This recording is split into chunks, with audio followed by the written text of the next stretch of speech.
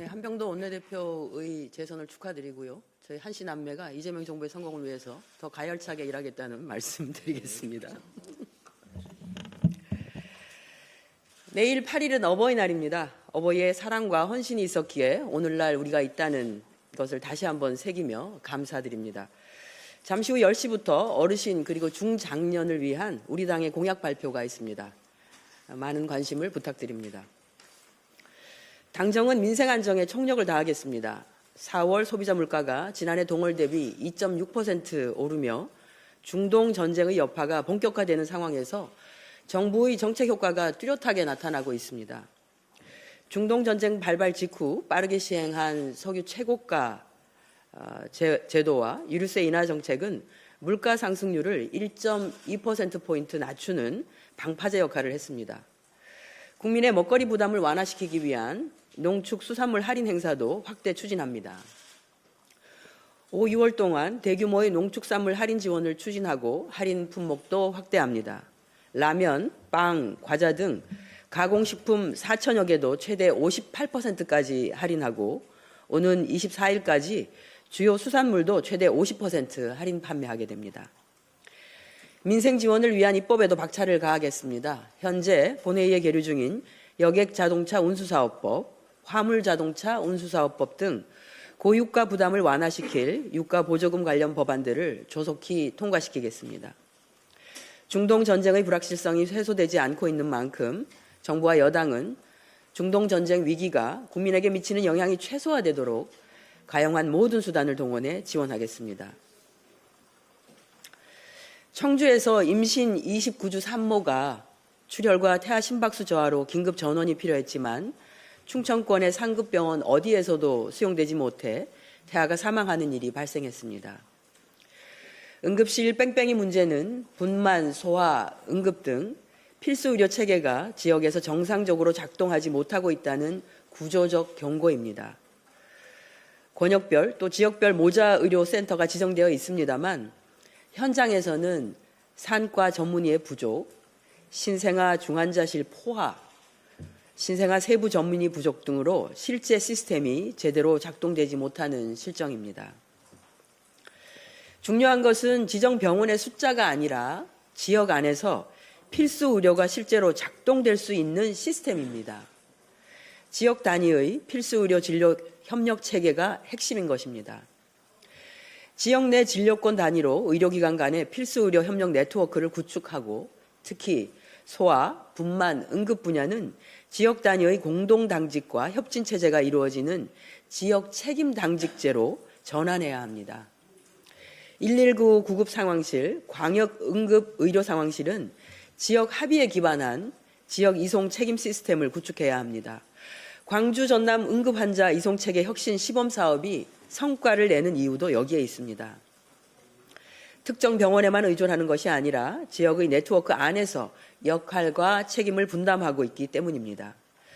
민주당은 보건복지위와 행안위 소속 의원들을 중심으로 TF를 만들어 본격적인 활동에 돌입했습니다.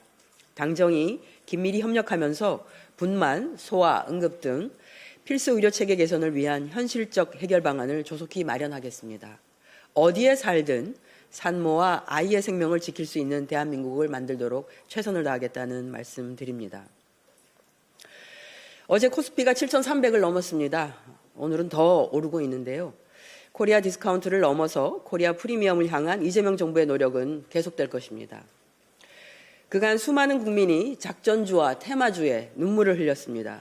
그 과정에서 지방정부는 테마주에 편승하여 기업의 날개를 달아주는 역할을 해가며 소액주주의 피해를 전가하는 일도 있었습니다. 바로 금양의 2차 전지 사업과 박형준 부산시장의 적극 지원이 그것입니다. 신발 깔창이나 장판 등에 들어가는 발포제를 만드는 부산 토착기업 금양이 배터리 사업에 도전하며 한때 시총 10조의 기업이 되었다가 지금은 상장 폐지 위기에 처해 있습니다. 그야말로 날벼락을 맞은 소액주주만 24만 명에 이릅니다. 불과 2년 만의 일입니다. 더불어 2025년 6월부터 체불된 임금은 퇴직, 재직 노동자 300여 명에 120억 원에 달합니다. 박형준 부산시장은 금양의 소액주주 24만 명에 아무런 책임이 없다고 말할 수 있습니까? 2023년 1월 3일 박형준 부산시장은 금양과 8천억 원대의 MOU를 체결하고 부산시는 당시 부산 1천조 원 2차 전지 산업 메카로 거듭난다라고 하는 보도자료를 배포하며 금양 홍보에 올인하고 이후 행정부시장을 금양을 위한 전담 책임자로 지정시키기에 이릅니다. 부산시가 금양에 날개를 달아준 것이지요.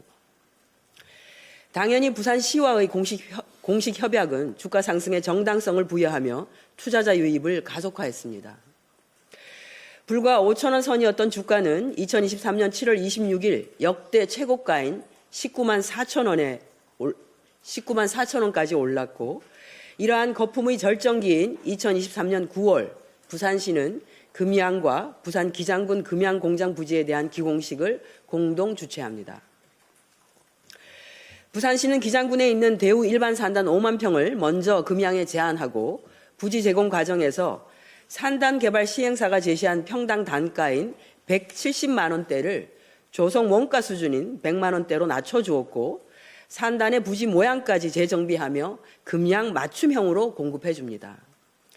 제공된 5만 평을 기준으로 계산하면 평당 70만 원 정도를 인하한 것이니까 5만 평을 곱하면 약 350억 원을 할인해 준 것이지요. 기공식 후 한 달 만이죠. 2024년 10월 금양은 허위공시로 불성시 공시법인에 지정되었고 매출 전망은 4,240억 원에서 66억 원으로 폭락하는 내용이 공개됩니다. 그럼에도 불구하고 부산시는 재검증을 하기는커녕 당해년 12월 27일 금양을 2차 전지 모빌리티 기회발전 특구의 핵심 기업으로 공식 지정합니다. 불성시 공시 지정이라는 시장의 경고 신호가 울린 이후에도 부산시는 특구 지정이라는 새로운 공적 신뢰를 금양에 부여했습니다. 특구 지정 발표라는 부산시의 공적 행위는 금양 주식을 보유하거나 매수한 투자자들에게 금양이 아직 살아있는 기업이라는 잘못된 신호를 줬을 가능성이 농후합니다. 금양의 연결기준 당기 손순실은 2022년 마이너스 333억 원, 2023년 마이너스 604억 원, 2024년 마이너스 1,401억 원입니다. 이 회사의 주가를 떠들썩하게 했던 2차 전지 관련 매출은 전무합니다. 부산시는 도대체 어떤 검증 절차를 거쳐 협약을 맺고 땅을 저렴하게 제공하고 공동 기공식을 하고 행정부시장을 전담 책임자로 지정한 것입니까?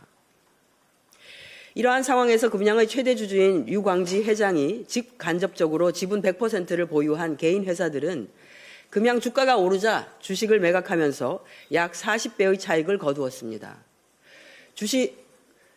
주가 급등기에 주식을 팔아 2,760억 원의 차익을 챙긴 뒤에 그 돈 일부를 금양의 고금리 대출로 다시 투입했습니다. 금양이 망하더라도 유 회장 개인 회사는 선순위 채권자로서 회수 우선권을 가집니다. 다시 말해 금양이 파산할 경우 최대 주주인 유광지 회장은 선순위로 자금을 회수할 수 있다는 얘기입니다. 24만 소액 주주들이 거래조차 못하고 있는 사이에 대주주는 주가 급등기에 이미 2,760억 원을 회수했고 대출 원리금 청구권까지 보유하고 있다는 것입니다.